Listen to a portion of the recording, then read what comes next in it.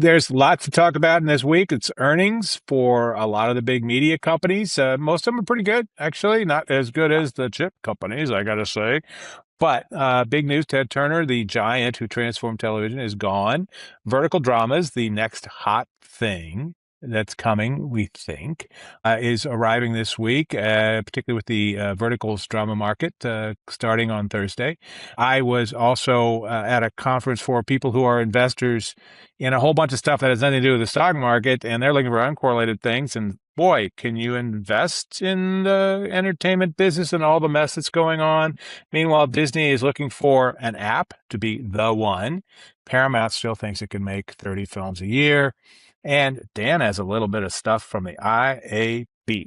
With that, let's kick it in. I'm David Bloom, co-founder of Next TMT and Next TMT Talks, this year podcast with my co-founder, Daniel Frankel, here alongside our media partners at Media Play News. Thank them for their assistance and loving support. So, Dan, IAB, what are we talking about here, bro?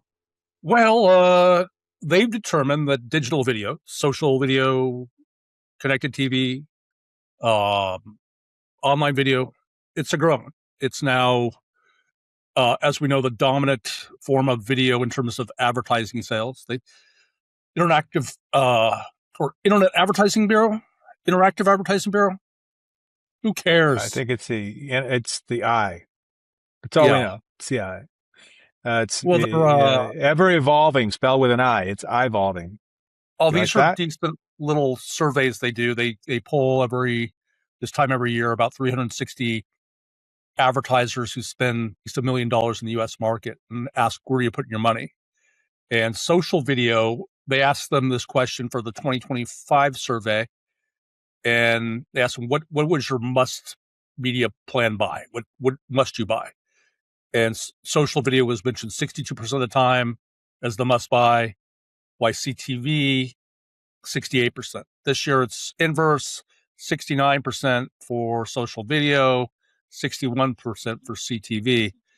Clearly, everybody's obsessed with the millennials and how they watch stuff on TikTok, Insta, YouTube, etc. Category YouTube Shorts, etc. Yeah. Right. As a category, social video grew about 13% to $32 billion.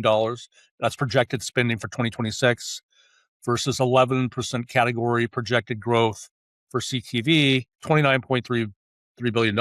All told, digital video is 61% of the video advertising market versus 39% of linear now. Obviously, those mixes keep going digital's way. It's interesting.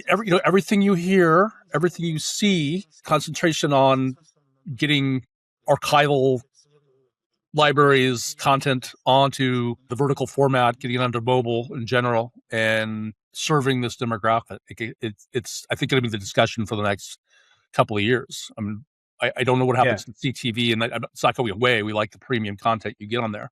Everybody likes their Netflix, but the conversation is going to change quite a bit in terms of covering the video business. I think it will. I mean, it's worth noting today, when this podcast comes out, Thursday of this week, the LA vertical drama market will have its second iteration in Hollywood. It'll run, I think, through Saturday. They're trying to capture a little bit of the lightning in this fast-growing particular, it's a vertical of verticals. How meta can you get and not be Mark Zuckerberg's company?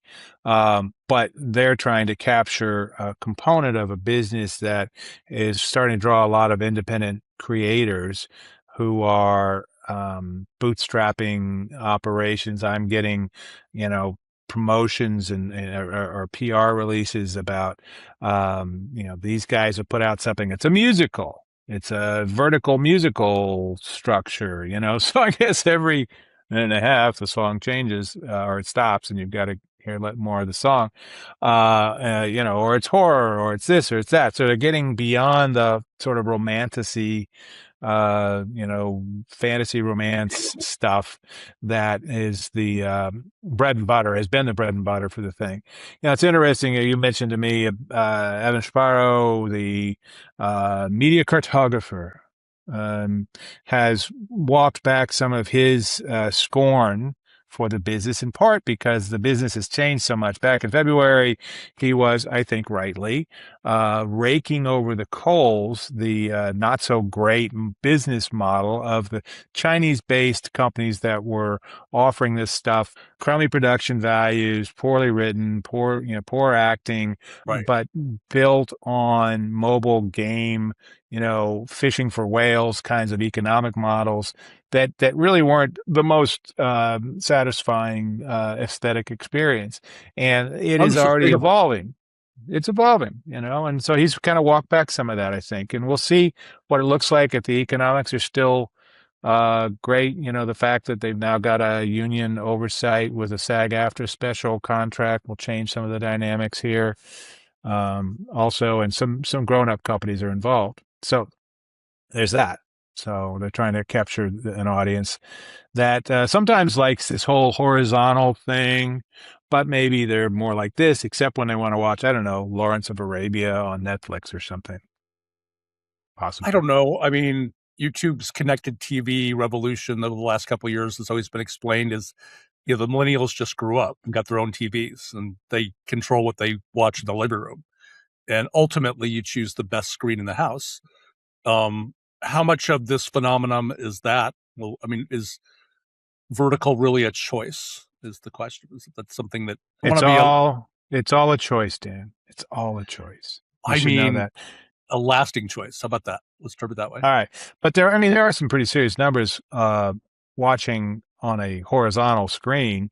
Laura Martin cited out of the Google figures 200 million hours a day of viewing of YouTube on televisions, which are, Right. last I looked, landscape. So there's some folks watching it, and they're not just watching the verticals there.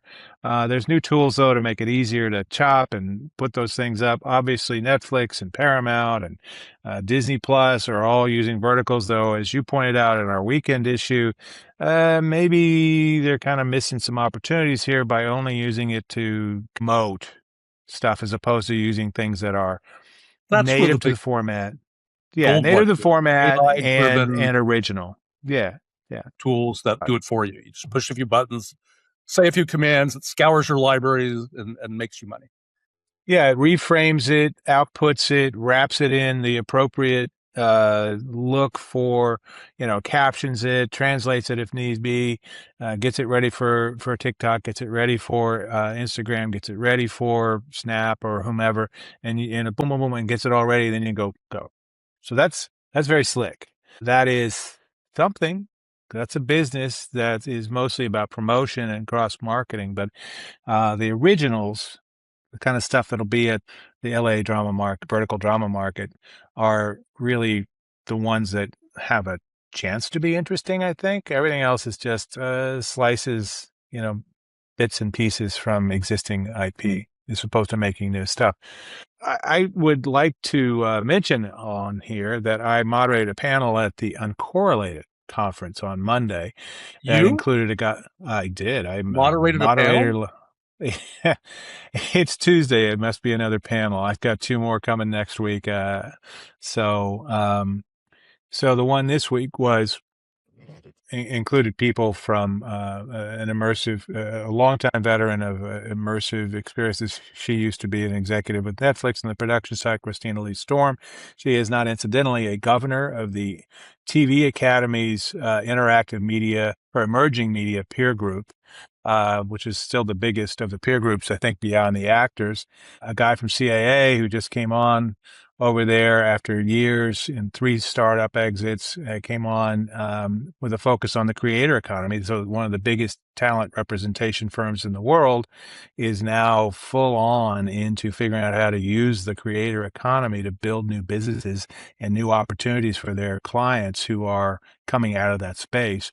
And the third guy, IP guy, a lawyer for Greenberg Glusker, Steve Stein, who's all about trying to protect your intellectual property when the gremlins of AI start ripping you off. So lots of interesting things to talk about. They had a guy at the end of the panel, and the audience asked, "So if I I wanted to love this put, question. I love this question. You told me about this. yeah, so if I had My mother-in-law. Now, see, first you have to ask, how much do you like your mother-in-law? Second of all, second of all, I don't have one to like, unfortunately. Um, uh, Second of all, he asked, is there a place in entertainment where I could take all of her money and put it into a single investment and generate revenue for her for the rest of her life? And I said, no, I'm going to give you. probably not. And if I knew what it was, I you'd mean, never see oh, me honey, we again. all want that. We all want that, and that has never been a thing in Hollywood. But I said the thing about it is, you could Right. do 5% for some stuff, or talk to this guy from CAA who's busy building picks and shovels and merchandising and all those things for the creator economy, because that is a growing business and it's hot. And there are companies doing really interesting things that are growing fast. So there's some things there you might do a little bit, but just also remember the story of J.K. Rowling. So she was an unemployed mother of two sitting on the tube in London, comes up with an idea about a little boy living under a staircase who happens to be magical. Out of that came Harry Potter, a multi billion-dollar franchise that Right. came out of her imagination. That's what entertainment can be at its most extraordinary. So you're advocating Most, like micro investments, just go around and throw I would seeds into the. say, I would say, depending on what you think of your mother-in-law, I would not put it all into entertainment. But there are super home runs, and there are some very interesting things happening, particularly in the creator economy. Everything else is a little bit up in the air. You know, Disney had great numbers this week in their earnings call, right? And their conversation was, we're going to take all the things that we do and put it on a single app, a super app. So access to the theme parks, access to the cruise Am ships, I maybe not right wrong? now with. Or is Disney's shareholder letter harder to read these days, or their earnings release, I should say? They used to break out streaming pretty elegantly, and like you knew how um Hulu was doing on subscribers, on revenue, etc. You even knew how Hulu plus the DVR component or the Hulu MVPD Plus Live component was doing. TV. Yeah. And it seems like it's harder to suss that out now. I know. I think that's probably partly because they don't want to say as much. So they've kind of got three big chunks. So there's sports, ESPN, and all the ESPN stuff, and that actually profits were off a little bit, but still had some bit of growth. But they've got very expensive rights, right? They got a lot of rights and they're expensive. You got entertainment, which is up like 10%, and profits were up like 5%, so that's pretty good. And then parks, even with we've got $6.50 gas in Los Angeles if we're lucky. Even with that, they're domestic. They're not seeing any fall off. They're not seeing any fall off at the parks. They're not getting overseas people coming here, and that's interesting. And it'll be fascinating to see what happens if this Wait a non-war second. That is continues. incredible. They're not getting any. I mean, you've got like a kind of culture war between Europe, between Canada. You got that going on. You've got like gas that's doubled in price in some regions, and there's Yeah. no impact. Or is it too early for an impact? Well, I do think. I mean, overall, their earnings were up 8%, to $1.57 a share on 7% revenue growth to $25 billion. That's not nothing. That's pretty good. It No, beat, overall, I mean, I thought you entertainment was up know, 10%. It's a good earnings report, but how can they yeah. say that the summer is not going to be a bloodbath at the parks? How can they make that prediction? Well, they're saying they're not seeing it yet, while acknowledging Okay, it could happen. You know, the I got reality. it. If you're being honest, you could say this is what we've seen so far. And by the way, we are halfway through quarter two, right? I mean, it's early May, but you know, we're almost halfway through the second quarter, and Memorial Day is right around the corner. So that really kicks things off in fine style. But as you know, summer starts early. It technically never ends in Southern California, never mind Orlando. For So me, people it's come when when the they come. Oklahoma City hoists their trophy, the Oklahoma City Thunder. So it started a year ago. That's just my way Well, of transitioning to your NBA topic, which I thought was kind of interesting. The folks are unhappy with the amount of dispersion under the new Peacock Yeah. Amazon streaming paradigm. I think it's pretty comfortable. I mean, I find it pretty easy to find the games. But go This ahead. is really, and this will shock you, Dan. This is really journalists complaining. And I know that's weird, What but we do. Jimmy Traina over at Sports Illustrated complained. I mean, it's sort of like a base state, mental state for journalists. If we're not complaining, we're not breathing. But Right. that being said, Jimmy Traina is a columnist for them, was venting about it. I think the Athletic had some stuff about it. Yeah, these wacky kids are having a hard time keeping track. I mean, probably because they're too busy looking at their vertical dramas on their cell phones. But they're talking about not only all the different outlets. There's enough, three, but also different announcing teams for a game. You don't have any continuity. Yeah. You don't get as much of inside the NBA. Those guys are doing less. And now it looks like I think Kenny Smith's out for a couple of weeks, and they're going to have Draymond Green pinch hitting. I don't think that's quite the term I should use with basketball because it's a baseball term. But that being said, you get the idea. They're subbing him in. They're subbing him in, and but all that makes some of these guys. Now, Traina is a professional grump, and he's a very entertaining one. But it's an interesting thought. So, how much of what he's What's wrong saying with the jet? reflects How come he's that has just not been disclosed? But yeah. maybe the jet's in for aircraft maintenance. I don't know, No. but but he won't be there for a few of their broadcasts. And Draymond, who's now available because the aging Warriors left early. That That's the continuity one isn't real. consolation. When I looked at how they were going to divide this thing, it is different Yeah. from how TNT Turner divided it with ESPN Disney. Oh yeah. Very different. If you Right. covered the Western Conference semifinals, you had it all, and there was continuity, and there was the enjoyment of having inside the NBA sort of integrated it all. But there's also, I guess, it's neat to be able to easily watch it on your phone or your computer or your TV. And not just in the United States, we might add. So Right. there's that. But $77 billion or whatever the final number was will buy you a lot of room at the table, as it were. And so all three of those guys are divvying it up, playing with each other, playing pretty nice with each other, I think, doing the cross promotion to the different ones, helping guide viewers a little bit. And the numbers, the ratings aren't off. I mean, they're up, you know. Yeah. Even with the NFL draft drawing 800,000 weirdos to watch teenagers getting drafted, or early 20 somethings really, but they still managed to have people show up to watch basketball. Like, who does that?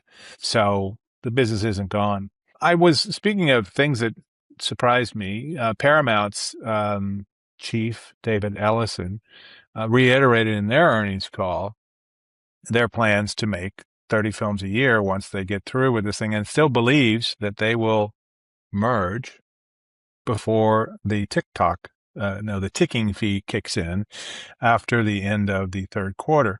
That matters to them to the tune of, what was it, 650 million a quarter for every quarter they miss that deadline. So that adds up. It's more than I make in a week by a little bit. How much of it do you think Warner Brothers has developed some pretty sophisticated analytics tools that were behind its sort of one hit after another strategy last year? How much of it is confidence based on seeing a presentation of that and thinking, well, we can just extrapolate this and scale it, and instead of 7 straight box office hits, we'll do 30? I feel like there's probably a challenge just institutionally. First of all, you're not going to have two teams of X size putting out a total of 30. He says, well, they're putting out 15 and we're putting out 15, so it'll be easy. We'll just put them together and put out 30. But he's not going to do that. There's going to be some rationalization, his term, not mine, of the organization. They've got a 7x debt load that they need to get down to 2x debt load to be able to function. And they want to do it in a very rapid fashion. So while you're shrinking down your teams and you're still going to put out the same number of films, and it is a prodigious amount of films, that's one every 10 days. 11 days, 12 days, every 12 days, you've got a new film in the theaters with a marketing thing around it, with everything. And you're going to keep it in there for 45 days because that was part of the promise too. Even if it's a stiff, you're going to do all sizes of stuff. So, I think that's what you say to keep the unions from freaking out. But the unions, I think, know where this is going. And, it seems like one of those things like, Dave, we have a hard time believing this is true. What else did Ellison tell the staff? I heard they intercepted his letter to staff. Did you read it? I don't know. Letters to staff. There's not going to be a whole lot there. Yeah. Don't worry, be happy. It's going to be fine. We'll take you all to Kauai and sacrifice you to the volcano there. Hey, listen, if that's the way you got to go. I mean, actually, technically, it's Lanai. His dad owns 97% of Lanai, not Kauai. Kauai is fabulous, but that's where Zuckerberg is, and a bunch of other very rich people. But you can actually get on Kauai. You can't really get on Lanai without going to his joint. There was another thing out of that uncorrelated conference that I was at that I thought was interesting. The panel before mine it was about finance stuff, but one of the guys, E.J. Kavanaugh, with East Bay Capital, specializes in financing the kind of the bridge for film production between these organizations are getting their tax incentives, whether it's from California, which is now more than double its tax incentive, or Vancouver, or the UK, or someplace in Europe. And one of the things he had to say was, they followed up and said, well, where's the business? What's it look like? We've got this big jump in California studies. This is with 95%. 95% of the activity is still outside of California. There's still too many barriers beyond. The money's great, fantastic, okay.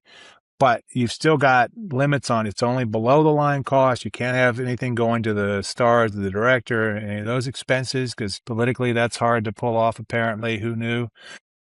And there's requirements for how fast you have to spend the money, and it's a two-year window or 18 months. I can't remember. There's a bunch of things like that make it less flexible. Even in a project that they really, really wanted, the Baywatch project that was shot on Venice Beach, had lots of issues and problems after lots of negotiations. SAG-AFTRA guild rules as it pertain to actor likenesses and permission. Yeah. They did that. So well, I'm going to ask about this. It wasn't. No, you're concatenating two things. So SAG-AFTRA. Let me concatenate for a second, because I talked to a woman who's the CEO of a company that does 3D rendering of like digital twins, basically like Tom Cruise's helmet in Top Gun. You can sell it, or a Campbell's soup can, for instance. One of the things they did was a production company, for whatever reason, couldn't take their actors to London to appear on a seaboard. So they went and rendered it and brought the seaboard back to LA, and they filmed it in set and saved $3 million for the production company and made the whole thing worthwhile. How much are the guild rules restrictive of that? Is anybody looking out for locations in this context? I never thought of that. Well, I'll tell you who looks out for the locations is the locations, right? And they're going to have their own requirements for what's eligible for reimbursement based on how much is spent in that location. And if they're doing things like this, fine, whatever, that means that's less stuff being spent there. So probably there's less that's going to get reimbursed for what it's worth.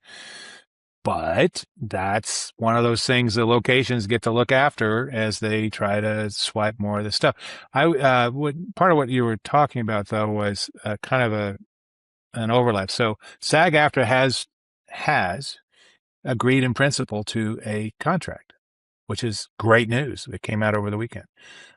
Because that means we won't have an actors strike, presuming that process goes through. Usually once they get to that point, And I don't think anybody has a stomach for another rerun of the strike of 3 years ago.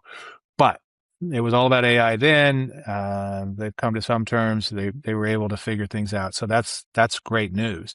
Separate from that, the Motion Picture Academy and the TV Academy have been trying to put together rules about what's eligible for actors and for screenwriters for their different mini awards.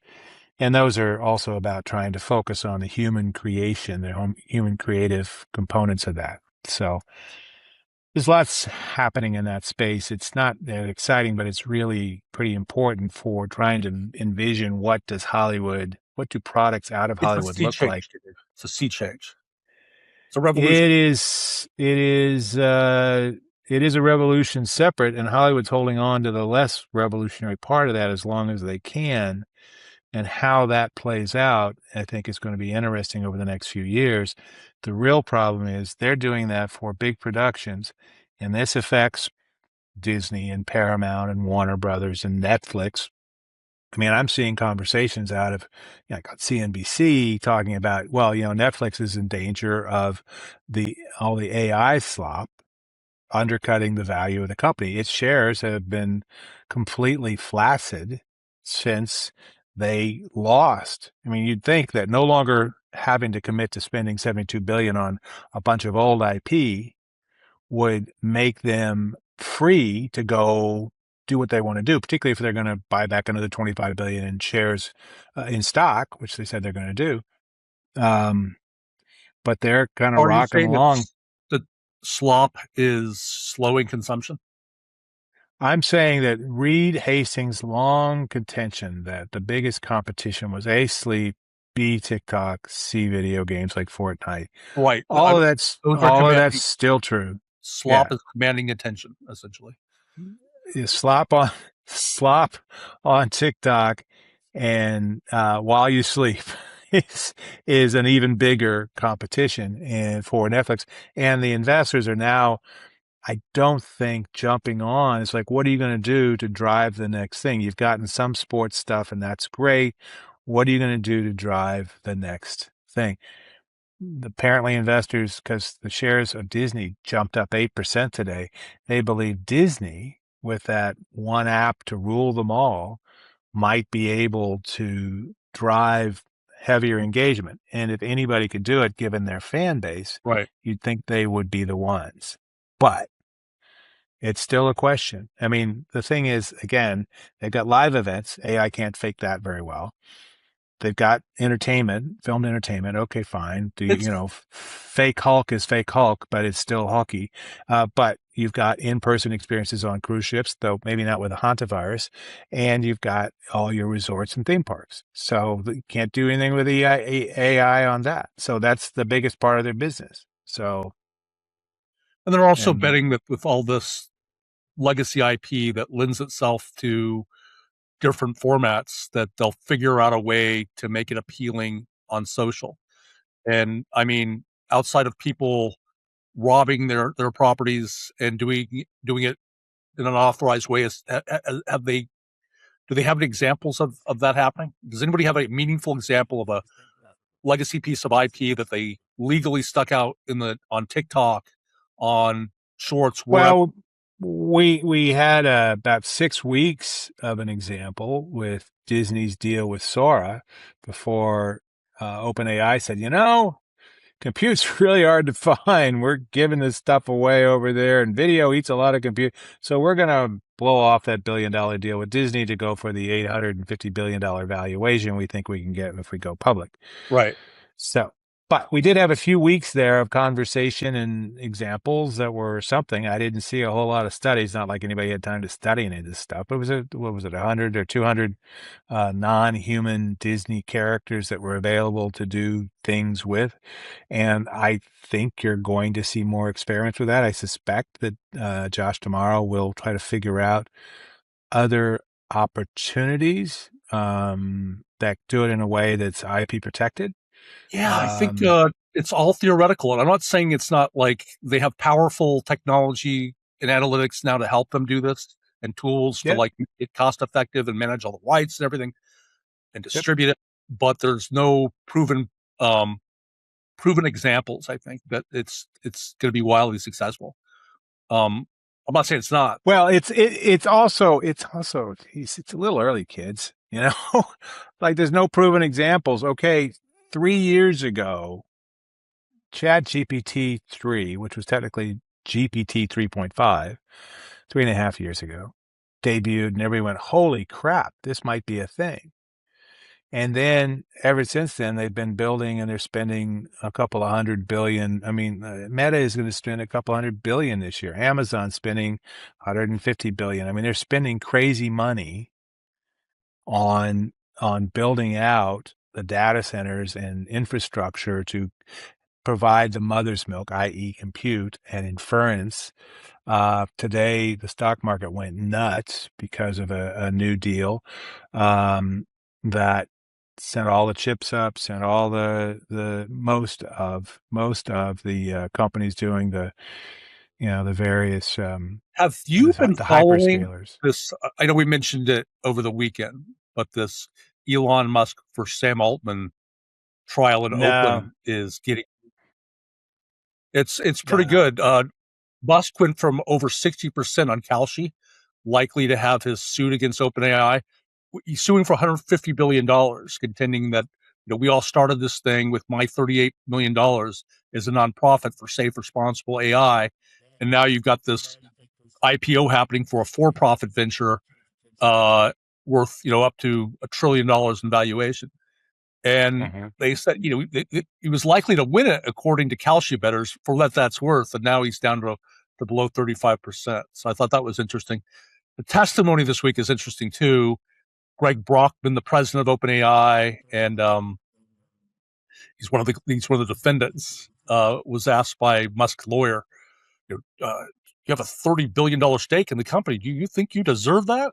He didn't put anything in it, and I guess they're trying to prove that he was always viewed as a for profit venture for Altman and Brockman, etc. He had responded calmly and said, it's never about the money. It's always about the mission of creating this wonderful tool for humanity, and it still is. They had the interim CEO who was Muriat, Yeah, Murray.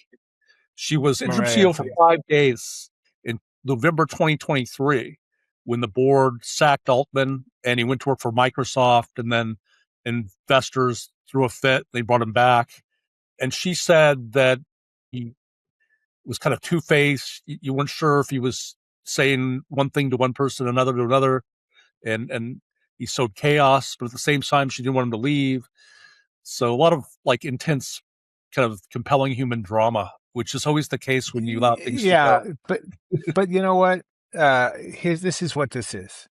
This is high school with 10 figures behind it, right? Or Well, maybe I mean, it's there's real stakes 13. to I this. lose track of the zeros involved here, but this is high school. These guys are emotionally still in high school. It's like you said you were going to do this and you did this. It's like, oh my God, come on. I know, but if Musk were to Uh, win this suit, there's appeals and who knows what happens. But Look, it'll uh, be years before that plays out. It's great. He's on the record now. As you've pointed out, the stuff he says on under oath, certainly different than the stuff he says to folks during his earnings this calls, came out in Discovery. He texted Brockman right before the trial started on April 27th, going, "Hey, what do you think about settling?" And Brockman said, "Why don't we just drop our suits?" And I guess right? that Well, there's an idea. infuriated. Who knew that Elon Musk had a temper? And he shot back. By the end of the week, you and Sam will be the most hated men in America. If you insist, so it will be. That was So it entered will into be. right. Well, See you in court. So see I you in listen. court.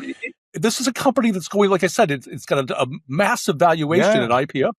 Yeah. And it's worth noting that the person suing the jilted lover, Elon Musk, somebody he couldn't procreate with, Elon Musk has a back running competitor to OpenAI. Grok is not nearly as good. It's by all estimations and benchmarks, not nearly as good as what OpenAI has, Certainly not what Anthropic has or any of the other ones. It is back in the back there with Llama, the Meta stuff. And so it's not hard to say some of this is him trying to monkey wrench a much more effective competitor. That's the foundation of Altman's case is that it's Yeah. all about jealousy and Yeah. Well, not even jealousy so much as how do if I can't get him this way, I can get him that way. I can stick him in court and slow him down and make him spend years appealing and all that stuff. And maybe I'll win. But more importantly, I don't really care about that. I can, you're worth a couple $100 billion.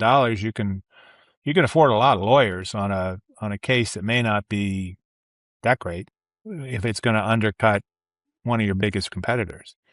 what I don't So, understand is reputationally, I realize he has a lot of money and that buys a lot of FU, but every couple of months he's sort of dragged through the mud. First, it was Doge last year. That was pretty unseemly at times. It didn't paint him in the best light. Now there's no. this. And he's the leader of companies like Tesla that have suffered mightily in terms of shareholder value. How does the whole enterprise tolerate him doing this to himself? Big question. I don't know. Maybe you have thoughts. Well, I mean, they tolerate it because there's a cult of personality, some of which he's earned, around Elon as the Edison of our time.